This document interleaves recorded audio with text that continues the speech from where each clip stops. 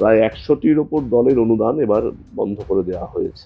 অনুদানটা যেইমাত্র বন্ধ হয়ে গেল, এই দলগুলো অনুদান নির্ভর করে এত ভালো ভালো কাজ করছিলেন, বিশাল একটা বিপদে পড়ে গেলেন। এইটা কি কাম্য? আমি এই প্রশ্নে যাওয়ার আগে আমি আপনাকে ঘুরিয়ে প্রশ্ন করছি না, কিন্তু আমার জিজ্ঞাসা 10টা নাটকের নাম বলুন।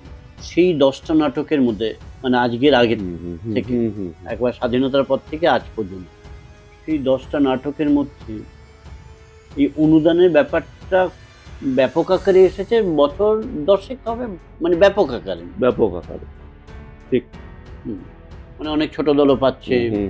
আগে তো সেটা ছিলই না, কিছু মাথার উপরে কিছু মানুষই হয়তো। সেটাই বললাম, আমার সম্ভবত 90-এর দশকে শুধু ফেস্টিভ্যাল করার জন্য রুদ্রদা একটা আয়োজন করত, এবং জাতীয় নাট্য উৎসব বলে এখনো চলছে।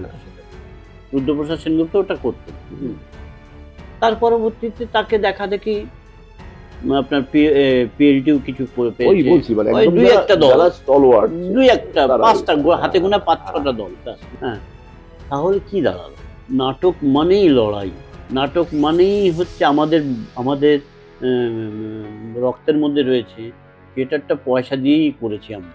তবে নিজের পায়ে দাঁড়ানোর চেষ্টাটা করাই তো উচিত যে কোনো নাট্য দলে, একদম, তাই না?